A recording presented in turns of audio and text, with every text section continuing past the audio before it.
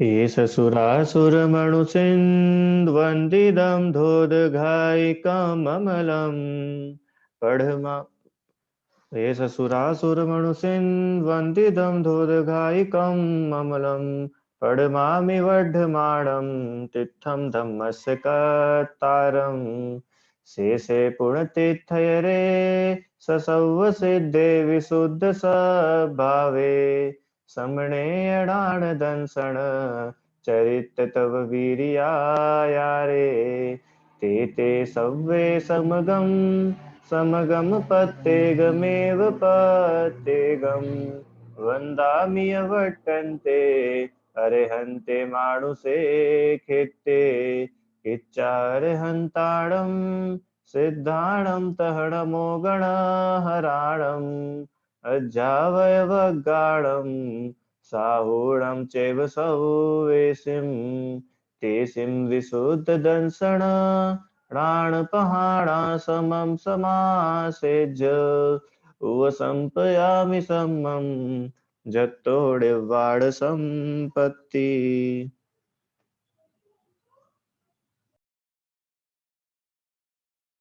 बहुत बढ़िया। एक सेकंड।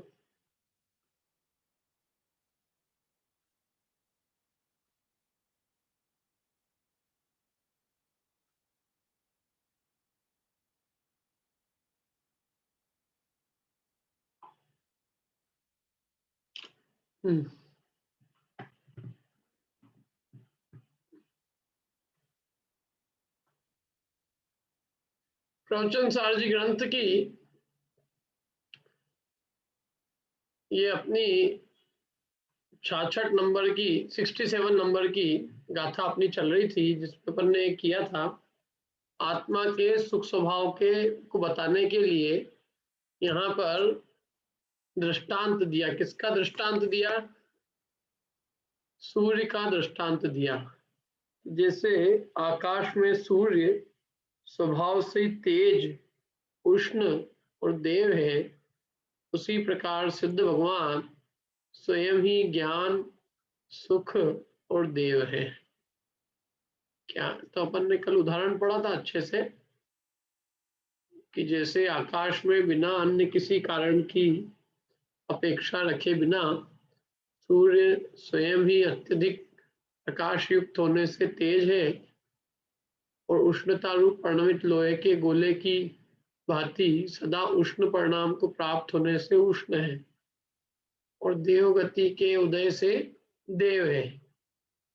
ये तो उदाहरण हुआ। इसी प्रकार लोक में अन्य कारण की अपेक्षा रखे बिना ही भगवान आत्मा माने अपना निज आत्मा स्वयं ही स्वपर को प्रकाशित करने में समर्थ, निर्वितत माने सच्ची, अनंत शक्ति युक्त, सहज संवेदन के साथ तादात्म्य होने से ज्ञान है। क्या कह रहे हैं? उसी प्रकार भगवान आत्मा स्वयं ही ज्ञान है। कैसा ज्ञान है? जैसे सूर्य स्वयं तेज है, उसी प्रकार आत्मा स्वयं ही ज्ञान है। कैसा ज्ञान है? स्व और पर को प्रकाशित करने में समर्थ है। आत्मा का जो स्वभाव है,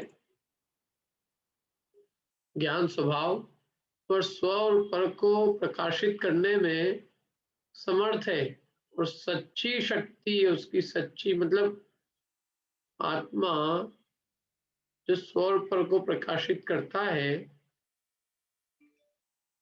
तो वो जैसा वस्तु है वैसा प्रकाशित करता, उसमें असत असत्य कुछ भी नहीं होता।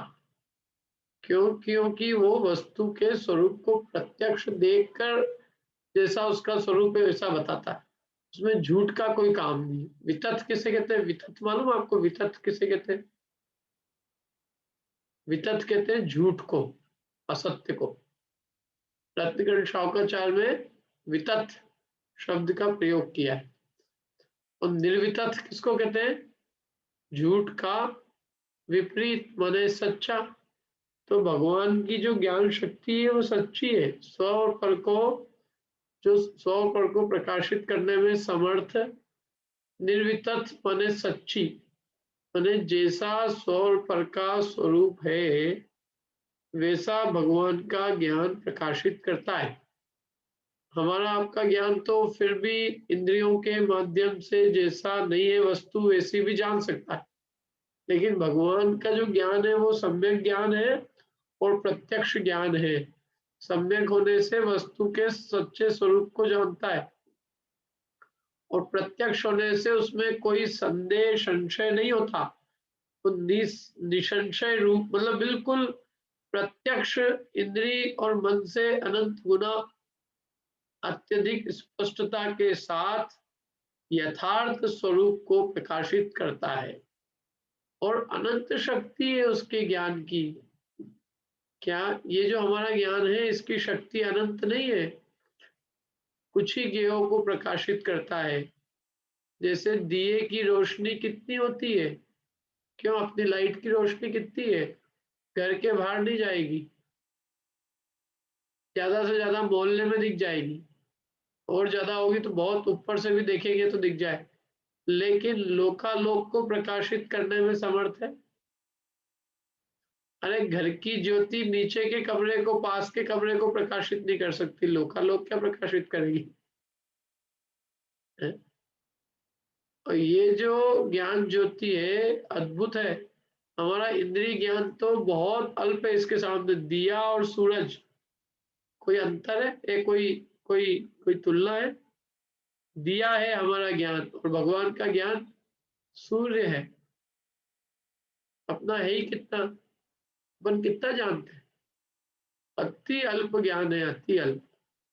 तो भगवान का ज्ञान अनंत शक्ति युक्त है और उसका उनको जो संवेदन हो रहा है उस ज्ञान का, वो सहज हो रहा है। उस ज्ञान को संवेदने के लिए उन्हें कोई पौरुष नहीं करना पड़ रहा है, वो ज्ञान उनका सहज स्वभाव ही है। इसलिए भगवान उस अनंत शक्ति युक्त सहज संवेदन के साथ तादात्म्य है और इसलिए वे क्या है? ज्ञान है। तो ये भगवान, सिद्ध भगवान स्वयं ही ज्ञान है, स्वयं स्वपर को प्रकाशित करने में समर्थ। अनंत मतलब जितने भी विश्व में सौर पर जो भी है उन सबको प्रकाशित करने में समर्थ है।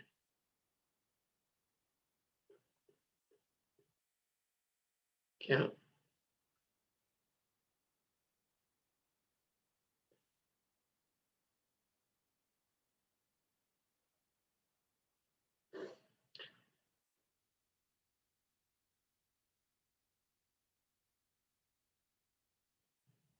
देखो,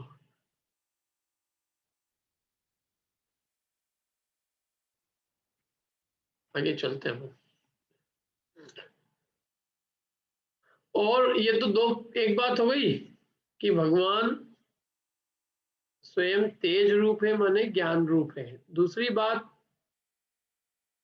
आत्म तृप्ति से उत्पन्न होने वाली जो परिनिवृत्ति है, परिनिवृत्ति माने उत्कृष्ट जाति की जो निवृत्ति है। देखो, अपने को यदि आत्मा में तृप्त हो जाए अपन, तो अपने को जो निवृत्ति आएगी वो सबसे उत्कृष्ट आएगी, सबसे बढ़िया आएगी। जब तक हम आत्मा में तृप्त नहीं होंगे तब तक हमारी जगत से निवृत्ति नहीं होने वाली। हम जगत से निवृत्त इसलिए नहीं है क्योंकि हमें आत्मा में तृप्ति नहीं लगती। आत्मा में तृप्त हो तो जगत से निवृत्त हो। अब आत्मा में तृप्ति नहीं, आत्मा में सुख नहीं लग रहा है तो जगत में सुख ढूंढ रहे हैं। जगत से निवृत्ति हो कैसे? जगत में प्रवृत्ति है क्योंकि आत्मा में तृप्ति नहीं। क्या भाई देखो, जगत में कौन उलझेगा? जिसको कि अपने में सुख भाषित नहीं होगा, जिसको अपने में तृप्तता लगती है, अपने आत्मा में तृप्ति होती है, उसको तो सारे दुनिया से निवृत्ति हो जाती है, वो सारे संसार से निवृत्त है। इसलिए उन्होंने कहा आत्म तृप्ति से उत्पन्न होने वाली जो परिनिवृत्ति, परिनिवृत्ति का अर्थ दिया नीचे, उत्कृष्ट जाति की निवृत्ति। क्या पराकाष्ठा, निवृत्ति की पराकाष्ठा। निवृत्ति तो सब समझते ही, निवृत्ति माने निवृत्त होना, उससे अलग हटना। तो उत्कृष्ट जाति की निवृत्ति, और उसका अर्थ दिया मोक्ष, परिपूर्णता, अंतिम संपूर्ण सुख। तो वो काय से होता है? वो आत्म तृप्ति से उत्पन्न होता है। आत्मा में तृप्तता होती है तो उससे उत्पन्न समस्त जगत से निवृत्ति का भाव आ जाता है। तो आत्म तृप्ति से उत्पन्न होने वाली जो उत्कृष्ट निवृत्ति है, उसमें प्रवर्तमान अनाकुलता में सुस्थितता के कारण सौख्य है। सिद्ध भगवान काय में स्थित है? अनाकुलता में स्थित है, सुस्थित है। और अनाकुलता में अच्छे से स्थित होने के कारण सिद्ध भगवान ही सुख है।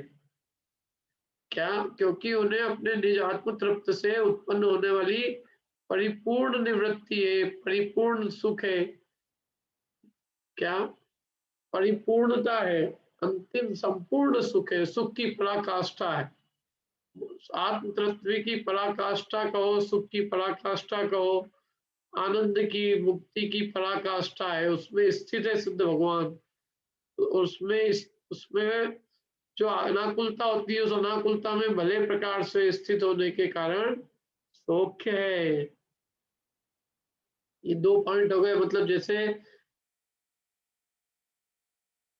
सूर्य स्वभाव से ही उष्ण है, ऐसे ही सिद्ध भगवान स्वभाव से सौख्य है। जैसे पहले पॉइंट क्या बताया था? जैसे सूर्य स्वभाव से तेज है, ऐसे आत्मा स्वभाव से ज्ञान स्वरूप है। पहला पॉइंट ज्ञान के लिए था। तेज माने ज्ञान और उष्ण माने सुख।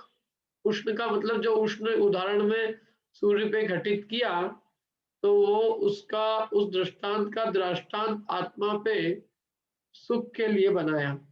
तेज से उन्होंने आत्मा में ज्ञान है ये सिद्ध किया, और सूर्य की उष्णता से आत्मा में सुख है ये सिद्ध किया।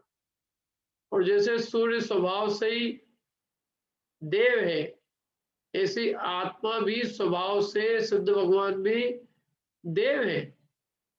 कैसे देव है? देखो, जिन्हें आत्म तत्व की उपलब्धि निकट है।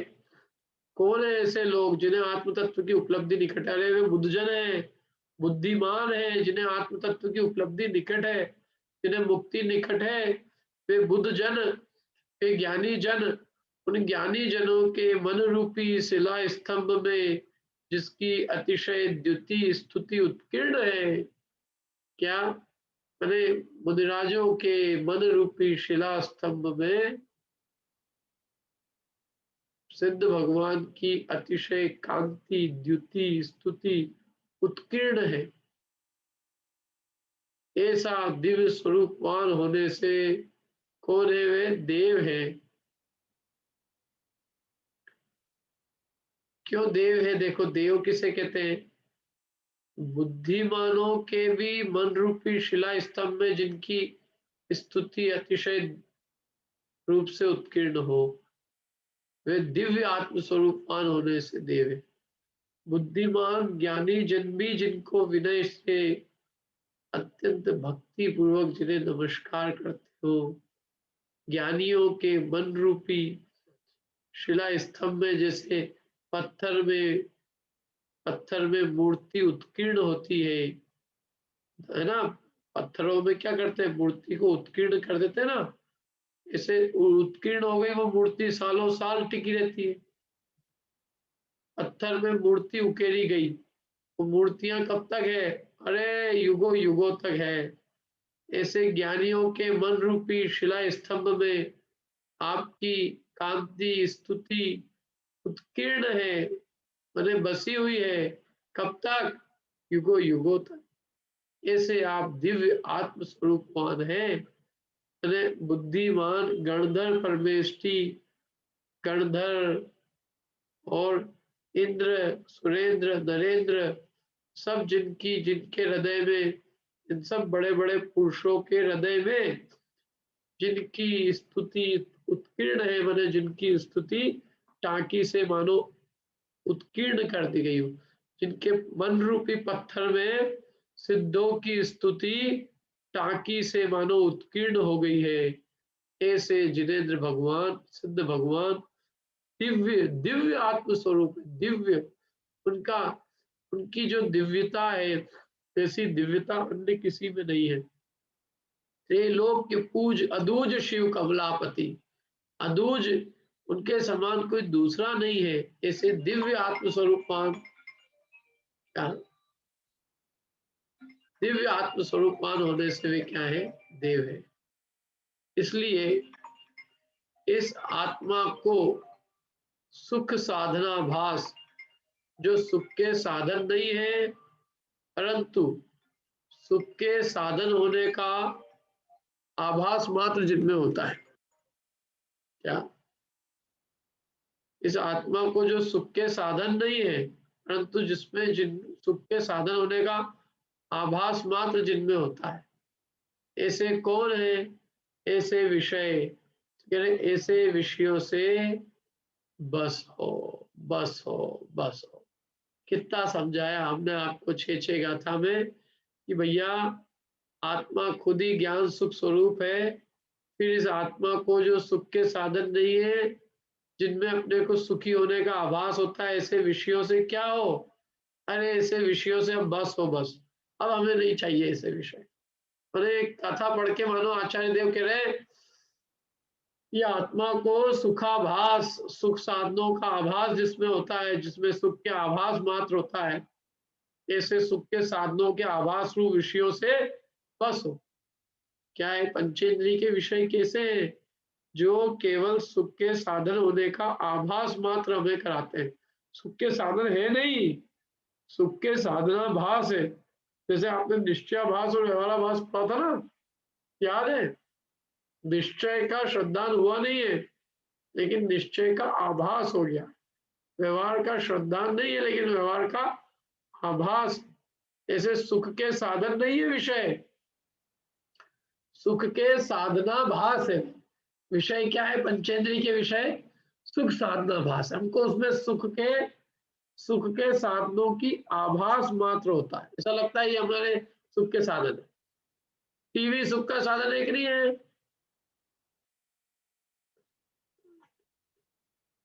क्यों? अच्छा, ठंड में मक्के की रोटी,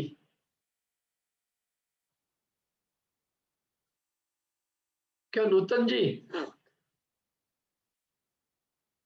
हाँ, ईमानदारी से बोलो जो भी है, अनम्यूट कर लो। अच्छी लगती है, बहुत अच्छी लगती है। हाँ, तो ये सुख के साधन है ना, इंद्रिय सुख के साधन है। यहाँ तो मना कर रहे हैं उससे, यहाँ कह रहे हैं इनसे बस हो। भरी ठंड में हमको मक्के की रोटी से बना करवा रहे, और बादाम इन विषयों के साधनों से बस हो, विषयों से बस हो, क्योंकि ये विषय सच्चे सुख के साधन नहीं, ये सुखाभास है, सुख साधनाभास है। मक्के की रोटी सुख के साधन का आभास मात्र करा रही है। अच्छा, मक्के की रोटी रोज रोज खाएंगे तो रोज रोज तो छोड़ो नूतन जी, यदि उसको पेट भरने के बाद ही आपको वो सुख साधना भास नहीं लगती है। दूसरी बात यह है कि जिसको पसंद है उसको सुख साधना भास है वो, और उसमें भी जिसने भूख को जीत लिया हो, इंद्रियों को जीत लिया, उसके लिए तो क्या जरूरत है? क्या ये तो जिन्होंने क्षुधा को नहीं जीता, रसने इंद्रिय के पीड़ित जो लोग हैं, क्या शरीर के गुलाम है, शरीर के अंदर जैसे कोई शरीर से एक में एक बुद्धि है तो वो अच्छे लगते हैं, और शरीर को जो बिल्कुल भिन्न अनुभव करके मुद्रा जीत लेते हैं ना, अनेक लोग जीत लेते हैं, अपनी क्षुधा को जीत लेते हैं, तपस्या आदि के बल से अपने इंद्रिय विषयों को जीत लेते हैं, उनको वेदना ही नहीं सताती। क्षुधा तो वेदना है, ये अपनी वेदना के इलाज है। इसलिए सुख के ये पहले प्रतिकार होता है, रोग होता है, उसके प्रतिकार स्वरूप हमको सुख लगता है, लेकिन असली सुख तो रोग ही उत्पन्न नहीं होने का है। क्या? ठंड में अच्छी लगती मक्का, और अभी गर्मी में खिलाओ तो कोई नहीं खाएगा। केवल शरीर की वजह से वो अच्छी लग रही है, शरीर ऐसा नहीं हो तो कोई अच्छी नहीं लगेगी। जिनको हल्का फुल्का खाने की आदत है, भारी नहीं खा सकते, उनको खिला दो आप, तकलीफ हो जाती है। बचती है जिनको तो उनको तकलीफ का कारण है। तो सुख का साधन दिखाई देती है। जब शरीर अच्छा होता है तो सुख का साधन लगती है, वो भी शरीर की वेदना को दूर करने से। लेकिन यदि आपने उस वेदना को अनुभवा ही नहीं, आपको वेदना हुई नहीं, आपने क्षुधा को जीत लिया, अच्छा जिनके दे ही नहीं है उनको क्षुधा की वेदना कहाँ है? वे ज्यादा सुखी है जिन्हें क्षुधा की वेदना नहीं है, कि जिन्हें क्षुधा की वेदना होती है और उसकी सामग्री बना बना के खाते हैं वो सुखी है? सुखी कौन है? क्यों नूतन जी? को क्षुधा सताती ही नहीं है, वो सुखी है। हाँ, अच्छा बनाने में टाइम भी जाता है कि नहीं थोड़ा? बहुत। हाँ, और ठीक बन गई तो ठीक, और थोड़ी ठीक नहीं बनी तो बहुत आकुलता होती है, ये चीज छूट गई, वो चीज छूट गई। आकुलता का घर है वो। सुख के साधनों का आभास मात्र कहा है उसको, परमार्थिक सुख वो नहीं है क्या? इसलिए पूरा विषय समेट रहे हैं यहाँ पर। अब वो कह रहे हैं कि भैया इसके पहले की गाथा में ही समझाया था कि जब जी स्वयं सुखरूप है इंद्रिय विषय तब क्या करे, बताया था ना? याद है? नहीं याद है? इसके पहले की गाथा किसको याद है? कौन बताएगा क्या है इसके पहले की गाथा? बोलिए इसके पहले की गाथा। हिंदी में, प्राकृत में, संस्कृत में, गुजराती में, कन्नड़ में, तमिल में, मराठी में, जिसमें आती है उसमें बोलो कीर्ति जी। तिमिर हो दृष्टि जिसकी उसे दीपक क्या करे, जब जिए स्वयं सुख रूप हो इंद्रिय विषय तब क्या करे। मतलब जब प्रकाश हाँ हारने की यदि समझ गए, शक्ति है। तो बराबर आपको याद है गाथा, ये बढ़िया बात है। तिमिर हर हो जिसकी दृष्टि उसे दीपक क्या करे, जब जी स्वयं सुखरूप है इंद्रिय विषय तब क्या करे। सीधी सी बात है।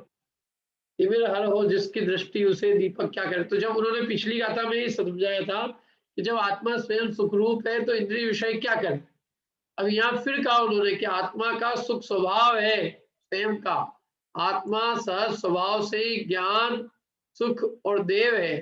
जब आत्मा स्वयं ही ज्ञान सुख और देव है तो फिर उसे इन इंद्रिय विषयों की क्या आवश्यकता है। इसलिए सुख के साधनों का आभास जो हमें कराते हैं, ऐसे विषयों से अब बस हो। अब हम विराम लेते हैं, हम बस हो ऐसे विषयों से, बहुत हो गया। पंचेंद्रियों के विषयों की पराधीनता सहन करते करते अनंत काल बीत गया। अनंत काल, एक दो दिन की बात नहीं। ये गुलामी, ये कितने दिन तक रोटी, मक्के की रोटी नूतन जी कितनी बार बनाई? अनंत बार। यदि मक्के की रोटी का एक एक टुकड़ा भी यदि रखा जाए तो सुमेरु पर्वत के ढेर लग जाए, इतनी बार रोटियां बनाई है हमने। शास्त्रों में लिखा है ऐसा, मैं नहीं कह रहा हूँ। क्या मक्के की रोटी के लिए नहीं कहा उन्होंने, दूध के लिए कहा है कि हमने इतनी माओ का दूध पिया है कि यदि एक एक बूंद भी इकट्ठी की जाए तो समुद्र भरा जाए। हमने क्या बहुत सारी चीजें लिखी है, ये इतने हमने कि पूरा सुमेरु पर्वत जितने बड़े बड़े बन जाए। बहुत खतरनाक बातें हैं। तो इसलिए आत्मा तो स्वयं ही सुख स्वरूप है। ये इंद्रिय विषय जो कि सुख का साधन कराते हैं, सुख के साधनाभास है, इनसे बस। देखो पिछली गाथा में भी आत्मा के सुख, आत्मा स्वयं सुख स्वरूप है सिद्ध किया, और इस गाथा में भी आत्मा की सुखरूपता सिद्ध की है। आत्मा की सुखरूपता के साथ में दो चीजें और सिद्ध की कि आत्मा स्वयं ही ज्ञान स्वरूप है, सुख स्वरूप है और देव है।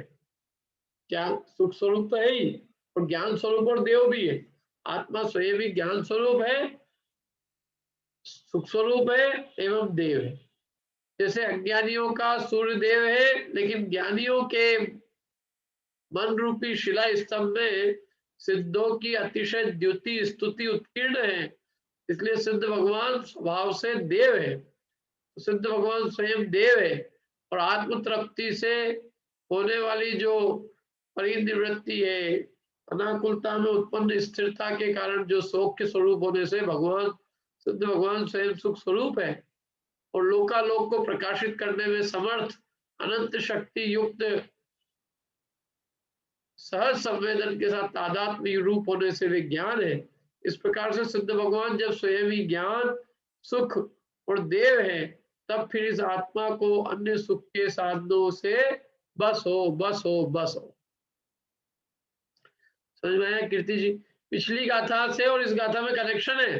पिछली गाथा में भी यही बात कही थी कि आत्मा स्वयं सुख स्वरूप है, और इस गाथा में भी यही कह रहे कि आत्मा स्वयं ही सुख सुख सुख सुख सुख स्वरूप ही है। जब आत्मा स्वयं सुख स्वरूप ही है तो फिर बात यही है ना, वे फिर विषय क्या कर रहे हैं?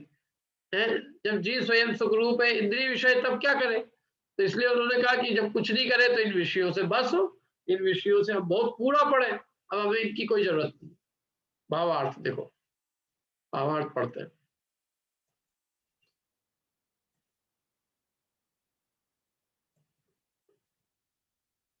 मैं स्वयं ही पढ़ता हूँ आज तो काफी लोग। भावार्थ देखो, चलो पढ़िए रूपाली जी, पढ़िए भावार्थ। सिद्ध भगवान भावार्थ। सिद्ध भगवान किसी बाह्य कारण की अपेक्षा के बिना अपने आप ही स्वपर प्रकाशक ज्ञान रूप है, अनंत आत्मिक आनंद रूप है और अचिंत्य दिव्यता रूप है। सिद्ध भगवान की भांति ही सर्व जीवों का स्वभाव है, इसलिए सुखार्थी जीवों को विषयालंबी भाव छोड़कर निरावलंबी परमानंद स्वभाव रूप परिणमन करना चाहिए। हाँ, क्या बढ़िया बात कही है। पंक्तियां तो ऐसी एक एक की हृदय पे उत्कीर्ण करने जैसी है। सिद्ध भगवान किसी बाह्य कारण की अपेक्षा के बिना, कोई बाह्य कारण नहीं चाहिए उन्हें, बल्कि बाह्य कारण एक्चुअल में मालूम आपको, पर वस्तु बाह्य कारण ये जीव के सुख के साधन तो है ही नहीं, अपितु और सुख के बाधक है। क्या मतलब? पर वस्तु उपाधि मानी जाती है, और उपाधि जब तक है तब तक सहज स्वाभाविक आत्मोत्पन्नता नहीं है, सुख नहीं है। स्वाभाविकता ही सुख है, आत्माधीनता स्वाधीनता ही सुख है। तो जब तक किसी भी पर वस्तु का अवलंबन है, पर वस्तु की अपेक्षा है, पर वस्तु का संसर्ग है, पर वस्तु से अभी हमारा जुड़ाव है, पर की उपाधि लगी है, तो सुख नहीं है। तो सबसे पहले यही कहा कि सिद्ध भगवान किसी बाह्य कारण की अपेक्षा के बिना स्वयं अपने आप से ही स्वप्न प्रकाशक ज्ञान रूप है, स्वयं ही ज्ञान रूप है। स्वप्न प्रकाशक ज्ञान स्वरूप स्वयं अपने निस्वभाव से है भाई, ये उनका सहज स्वभाव है। प्रत्येक आत्मा का ये शुद्ध सहज स्वभाव है कि वो अपने स्वभाव से ही स्वप्न प्रकाशक ज्ञान रूप है, उसको किसी अन्य ने ज्ञान दिया नहीं है। क्या प्रत्येक आत्मा का जो ज्ञान स्वभाव है वो किसी की कृपा से नहीं उत्पन्न हुआ है, किसी परद्रव्य से नहीं हुआ है, वो बना बनाया अकृत्रिम सहज ज्ञान स्वभाव ही है। स्वप्न प्रकाशक ज्ञान स्वभाव प्रत्येक द्रव्य का सहज स्वभाव है, सहज है। तो एक तो भगवान सिद्ध स्वप्न प्रकाशक ज्ञान रूप है। दूसरी बात कि सिद्ध भगवान अनंत आत्मिक आनंद रूप है। कैसे है? अनंत आत्मिक आनंद रूप है, निराकुल आनंद रूप है ना? निराकुलता में स्थित होने के कारण शोक के स्वरूप है, आत्मिक आनंद है उनको, अनंत आत्मिक आनंद रूप है, सुख स्वरूप है। वो भी स्वभाव है, वो भी कोई किसी ने उन्हें किसी मतलब सिद्ध भगवान का जो सुख स्वभाव है वो सहज उनका आत्मा का सहज स्वभाव ही। और ऐसा सिद्ध भगवान कहीं नहीं, आगे तो कहेंगे कि ये जो स्वप्न प्रकाशक ज्ञान है अथवा ये आत्मिक सुखरूपता है, ये प्रत्येक आत्मा का प्रत्येक जीव का सहज स्वभाव है।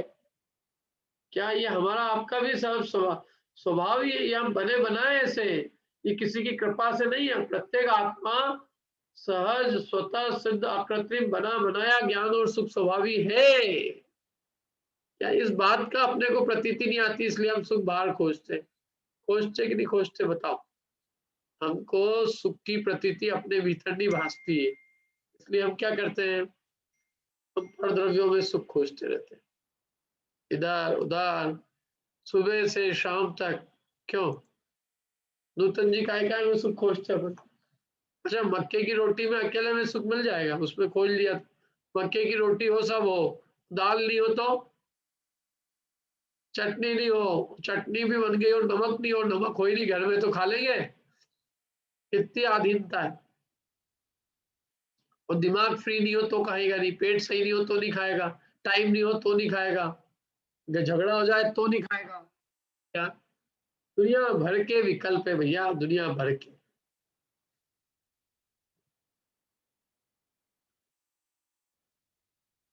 क्या इसलिए ये जो जो हमारे सुख है ये तो बहुत बाधा रूप है, और उनका तो सहज स्वाधीन रूप है, कोई अधीनता ही नहीं है। वो सहज सुख, वो अरे वो अपने आप में ही सुख है। जहाँ स्वाधीनता है वहीं ही निराकुलता है, वही आनंद रूपता है।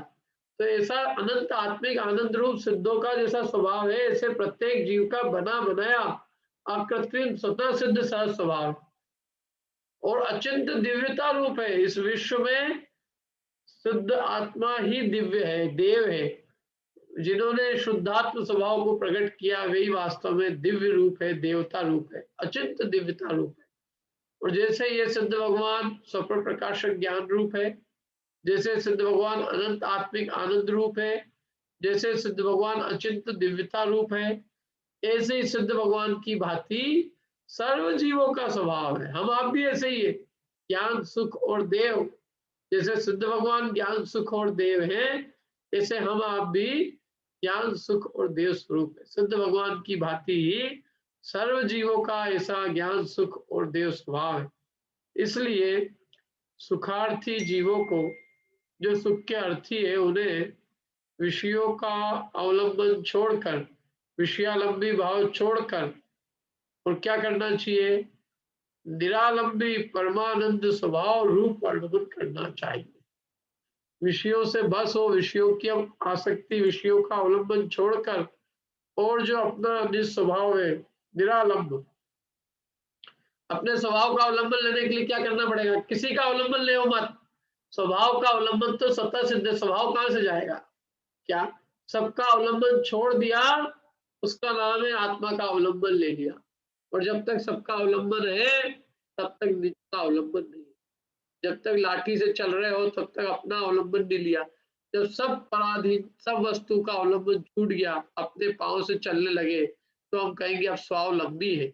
ऐसे ही जब परावलंबन पना सारा मिट गया, इंद्रियों का, मन का, सबका अवलंबन मिट गया, और जीव अपने निशुद्ध स्वभाव रूप अनुभव करने लगा।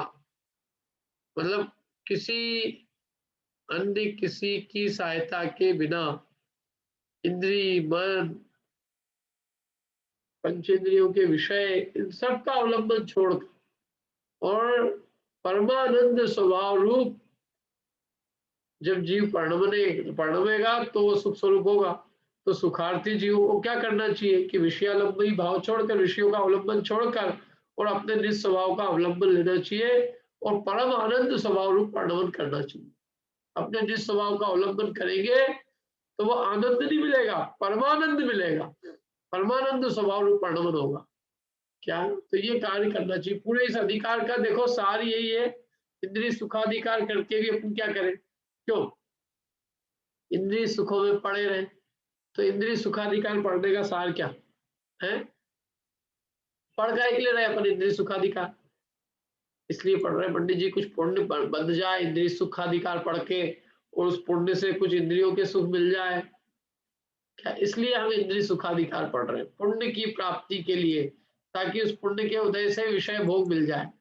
सही है ये उद्देश्य, पुण्य की प्राप्ति के लिए विषय, ये इंद्रिय सुखाधिकार पढ़ना। अरे तुमने उस इंद्रिय सुखाधिकार को पढ़ा ही नहीं है, क्या पुण्य बनेगा तुमको? इंद्रिय सुखाधिकार पढ़ के इंद्रिय सुख की लालसा न मिटे तो इंद्रिय सुखाधिकार क्या पढ़ा है? ये इंद्रिय सुखाधिकार नहीं, इंद्रिय सुख मिट्टी पलित अधिकार है।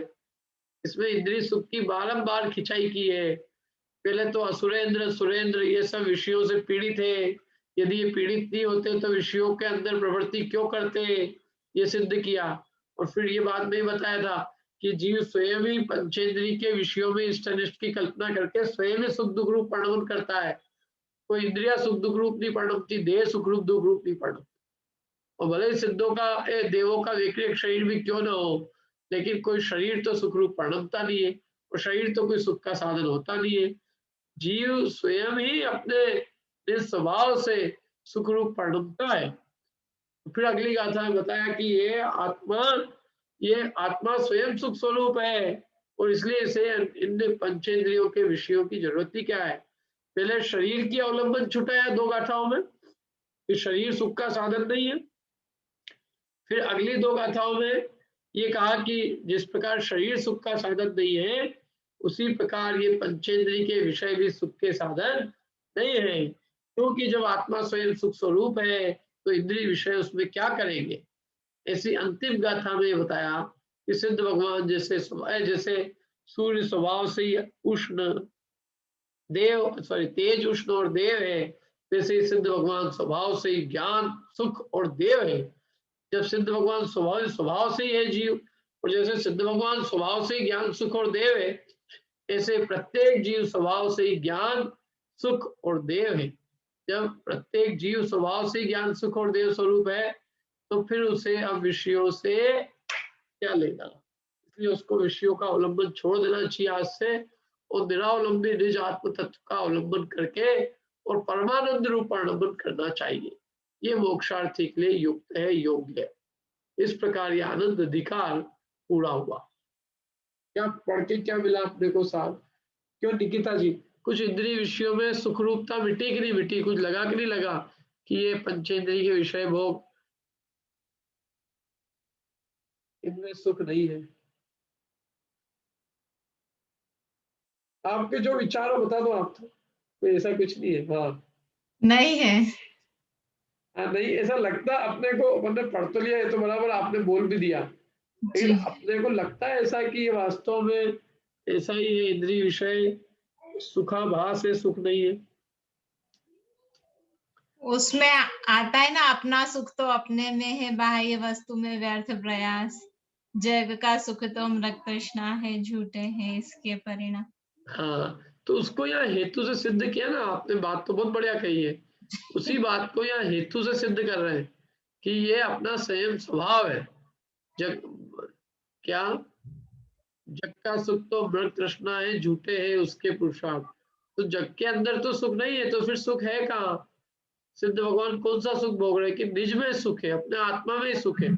आत्मा स्वयं सुख स्वरूप है और इसलिए उसको ये जगत के इन सुखों की, विषयों की कोई आवश्यकता नहीं। जग के सुख तो मृग तृष्णा है, झूठे है उसके पुरुषार्थ। उसके आगे भी तो है, शाश्वत है, निर्मल है, आत्मा ज्ञान स्वभावी है, जो कुछ बाहर है सब पर है, कर्माधीन विनाशी है। हाँ, पर से जिसका एक की नहीं हो, सुत्ती मित्रों से पर से जिसका एक। बहुत बढ़िया। कोई प्रश्न इस अधिकार के अंदर तो पूछ लीजिए। ये अपना पूरा प्रकरण समाप्त हुआ। यहाँ 4 पार्टियां आ गई और चारों अपनी अपनी बात की गई। कौन कौन सी 4 पार्टियां बताओ, किसको याद है 4 पार्टियों के नाम? 4 मेंबर अपनी अपनी बात रख गए। अब आपको वोट देने का टाइम आ गया है। अब अभी अपन वोटिंग कराएंगे।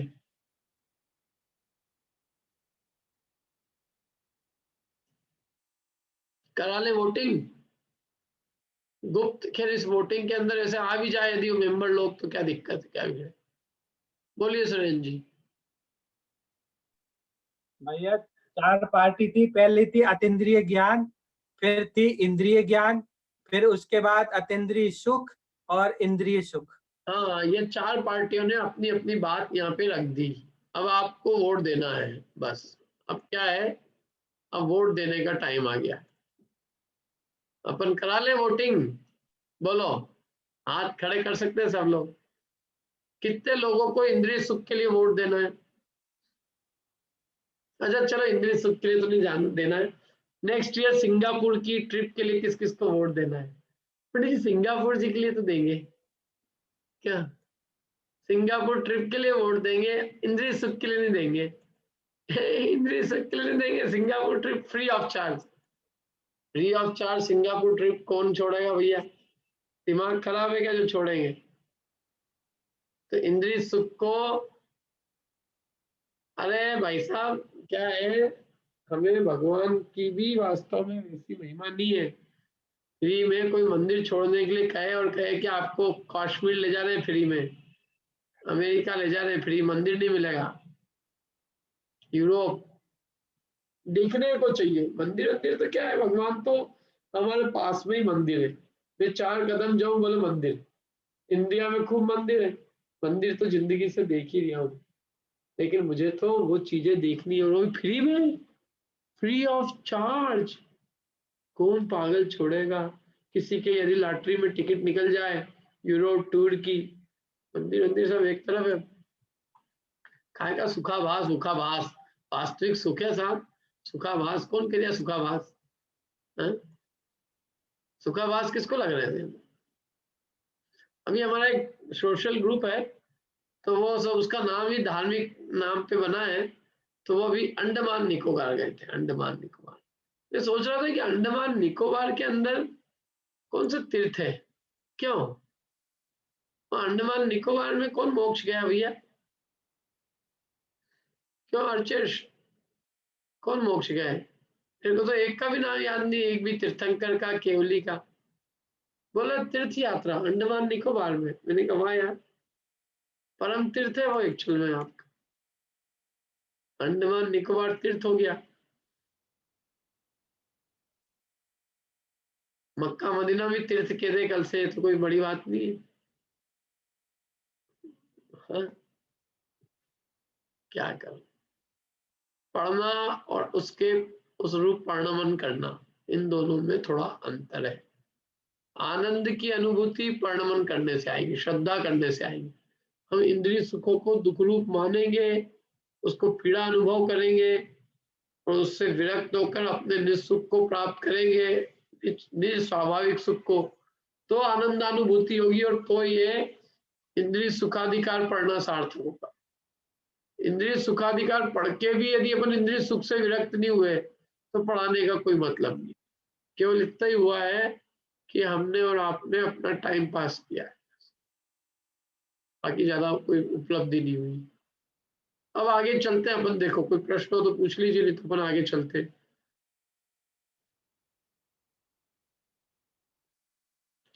अब यहाँ पे सुखाधिकार पूरा होता है, देखो ये पीछे लिखा ना, अब इस प्रकार आनंद अधिकार पूर्ण हुआ, मूल में भी है, देखो मूल में भी होगी गाथा।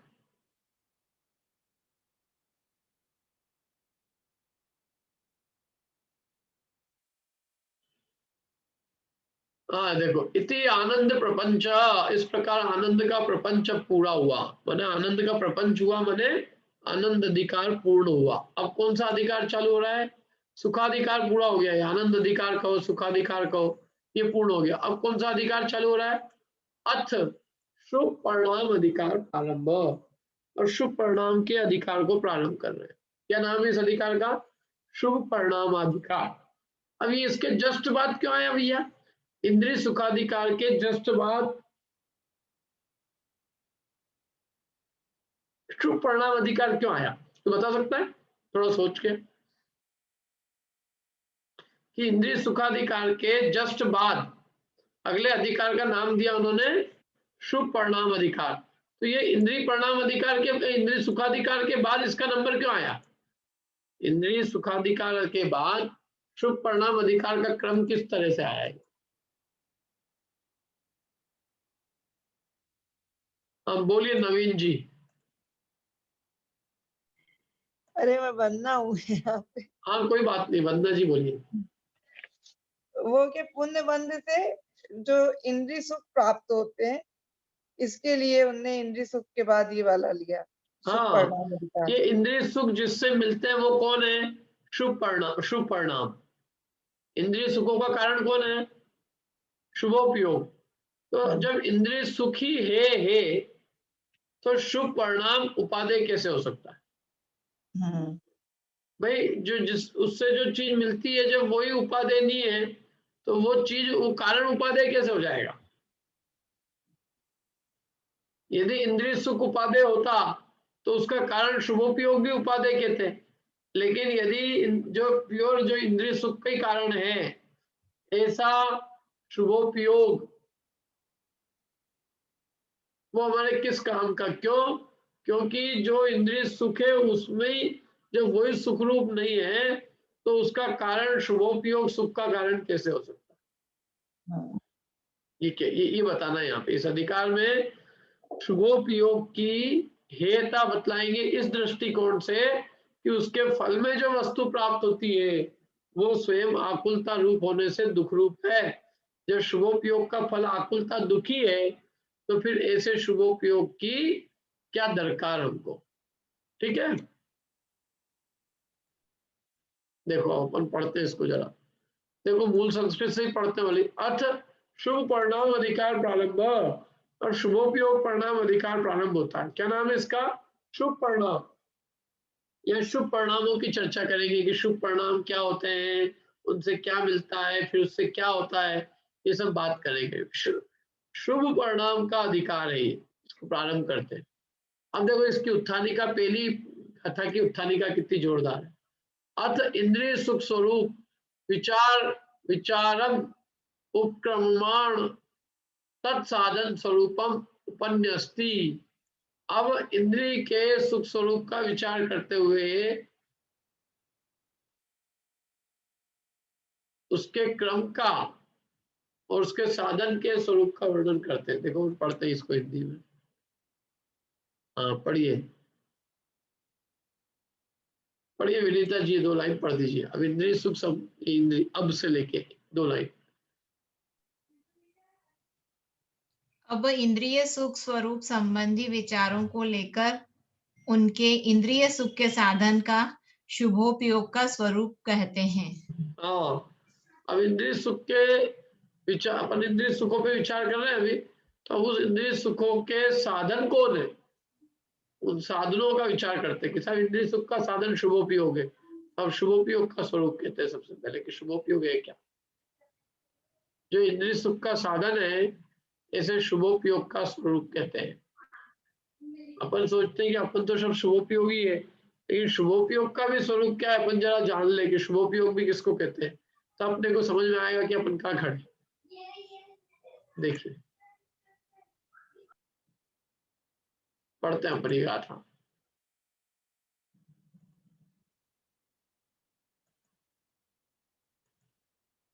अर्चेश, हाँ अर्चेश पढ़ो। देवदजति गुरु पूजासु जदि जदि देवद जदि गुरु पूजा, जदि है, जदि माने यति।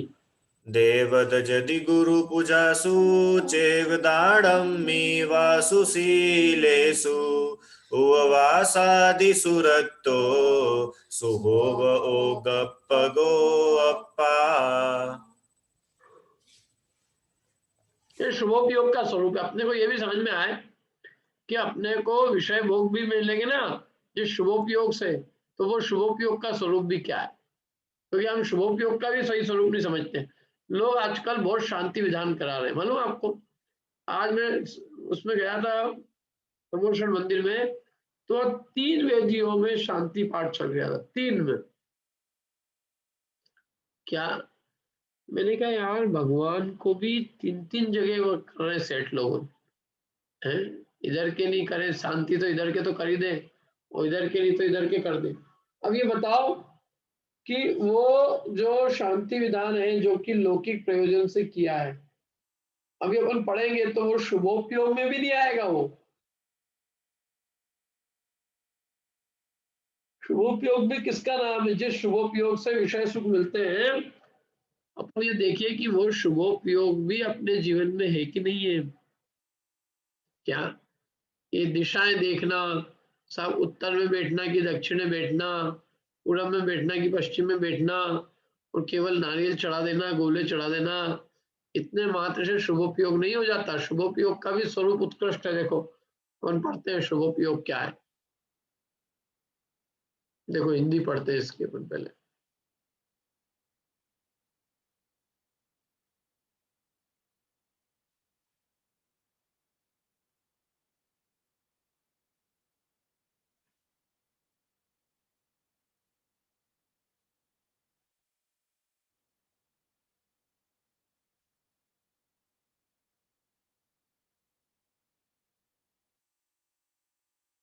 कहाँ गई है? हाँ अच्छा, 2 का था एक्स्ट्रा इसमें। हाँ पढ़िए।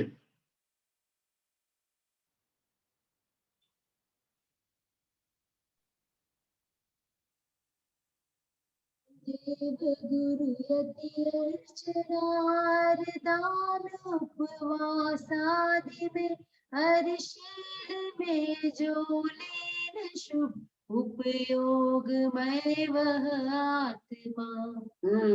शुभोपयोग भी क्या है, एक गाथा सबको याद होनी चाहिए। ऐसे शुभोपयोग क्या है, शुद्धोपयोग क्या है, अशुभोपयोग क्या है, हमें यही खबर नहीं है कि शुभोपयोग क्या है।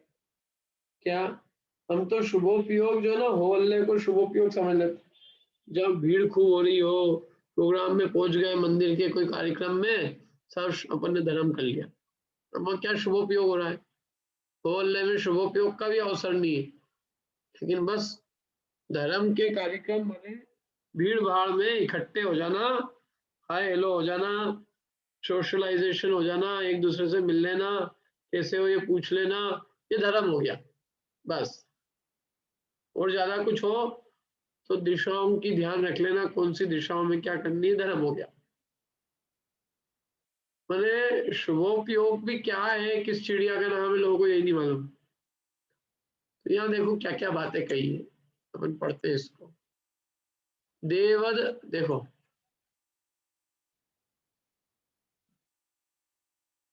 देवद यदि गुरु पूजासु, देव, देव तो समझते कौन होता है? देव, देव की पूजा में, देव कौन होते हैं? देव किन, कौन से देव है, किन देव की बात चल रही है? ये देव गति के देव है कि ये सच्चे देव अनंत भगवान है? ये सच्चे देव अनंत भगवान है, उनकी, उनको यहाँ देव कह रहे हैं। तो देव की जो निर्दोष है वो देव है, निर्दोष परमात्मा सो देव है। वो यति जो शुद्धात्म स्वरूप में प्रयत्न करते हैं वो यति है। और गुरु, गुरु कौन है? जो स्वयं दीक्षा देवे, दूसरों को दीक्षा देवे, गुरु है। और इनकी पूजा में, देव, यति और गुरु की पूजा में, और दानम में माने दान में, वा सुशीलेसु अथवा सुशील में, तो उपवास आदिसु, उपवास आदि में, जो रत्तो माने जो चित्त रक्त है, लीन है, शुभो ओगप गो अप्पा, वह आत्मा शुभोपयोगी है। क्या कहा? देव, यति और गुरु की पूजा में, और दान में, और सुशील में, और उपवास आदि में जिसका चित्त रक्त है, रक्त माने लीन है, वो शुभोपयोगी आत्मा है। पढ़ लेते हैं अपना अन्वयार्थ और पढ़, स्पष्ट हो जाएगा। ऐसे तो बहुत कुछ बता दिया मैंने। देव, यति और गुरु। देव, यति कौन है? यति सामान्य से सभी यति है, जिन्होंने भी मुनि दीक्षा अंगीकार की वही यति है, लेकिन यति की परिभाषा भी देंगे हम, जो शुद्धात्म स्वरूप में प्रयत्न करे वो यति है। तो देव, यति और गुरु, इन तीनों की पूजा में जो अपना उपयोग लीन है, क्या आसक्त चित्त लीन है,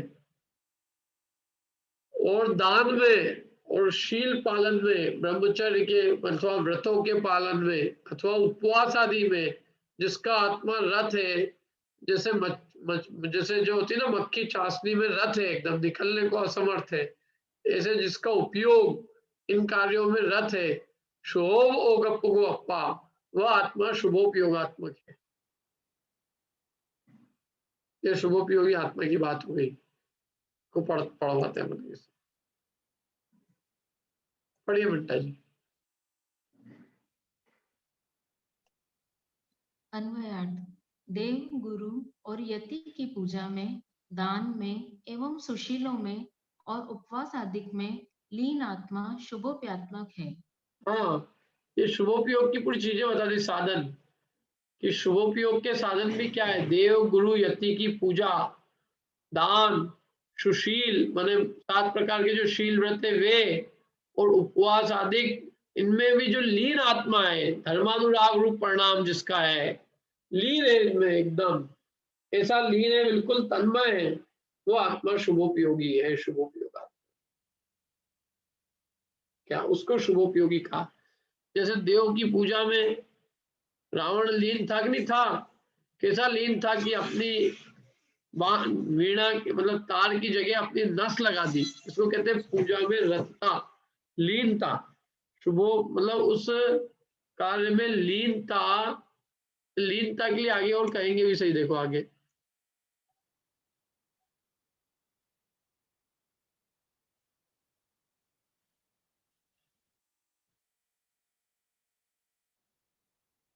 प्रीति स्वरूप धर्मानुराग, दो शब्द दिए उन्होंने। प्रीति स्वरूप धर्मानुराग माने ऐसे कोई मजबूरी का नाम नहीं कि अब क्या करो भैया, उनने विधान रखो है तो हमें जानो पड़ेगा। प्रीति और प्रीति उस कार्य में, उस प्रीति स्वरूप धर्मानुराग को उन्होंने शुभोपयोग कहा है। तो देव, गुरु और यति, इनकी पूजा में, प्रीति स्वरूप धर्मानुराग में और दान में, 4 प्रकार के जो दान है उनमें, और सुशील जो 7 प्रकार के शील व्रत है उनमें, और उपवास आदि में जो लीन है आत्मा, वो शुभोपयोगी।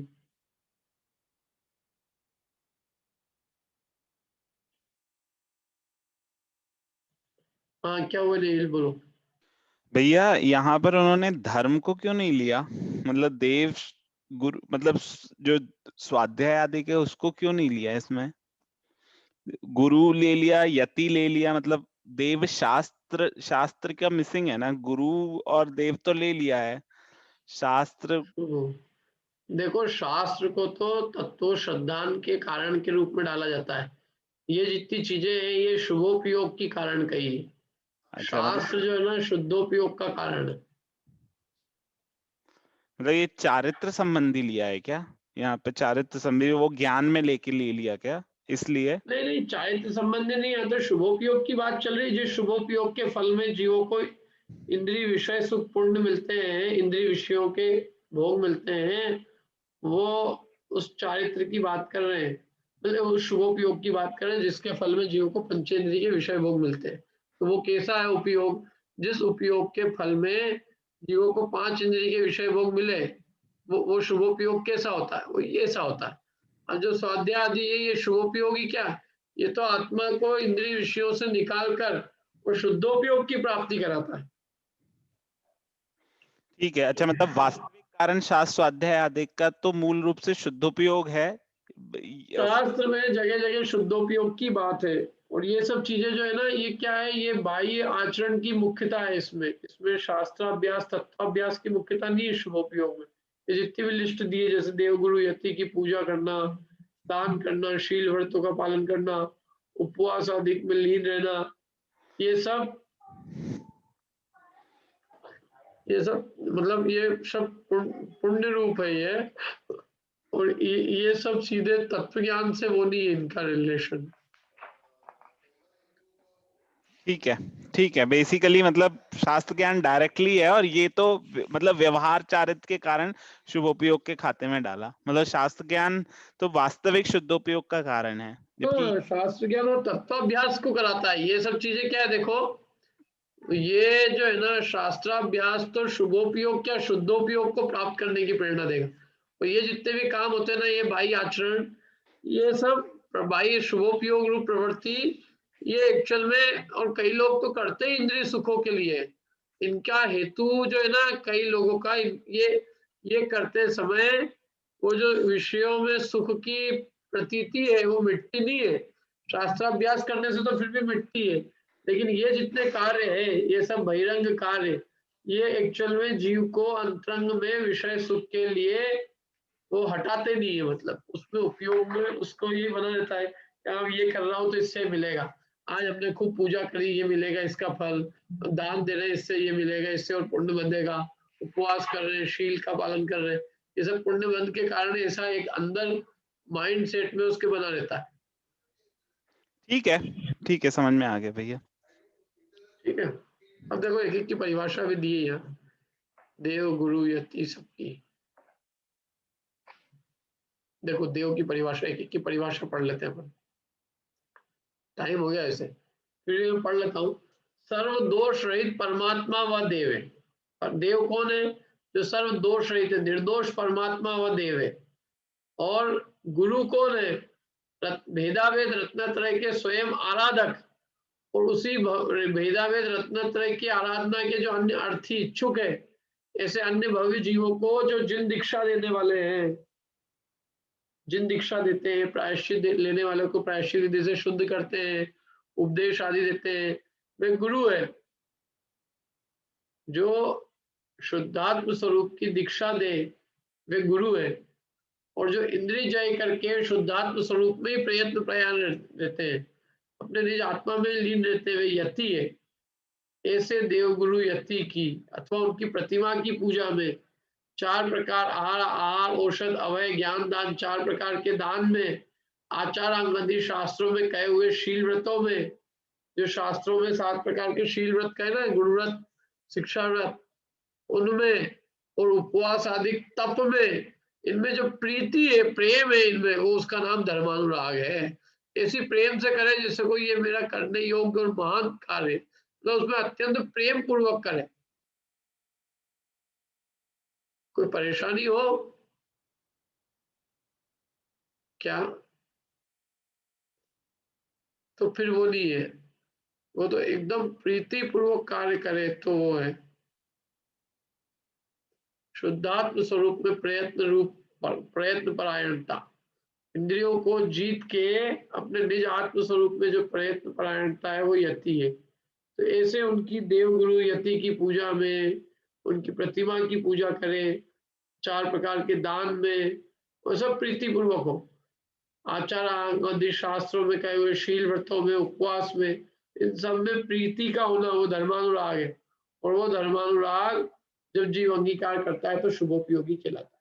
तो इस साथ में उन्होंने एक बात और डाल दी, देखो कि आत्मा शुभोपयोगी होने के लिए 2 चीज और है, इन 2 को और पार करे, एक तो द्वेष रूप को और एक पंचेंद्रियों के विषयों के अनुराग को, तब ये शुभोपयोगी खिलाएगा। यदि यूं देखा जाए तो यूं भले ही वो सब करे लेकिन किसी से द्वेष नहीं छोड़े, पंचेंद्रिय के विषयों का अनुराग नहीं छोड़े, तो वो शुभोपयोगी भी नहीं खिलाए। ठीक है, इतना ही रखते हैं अपन। कोई प्रश्न तो हाँ पूछो।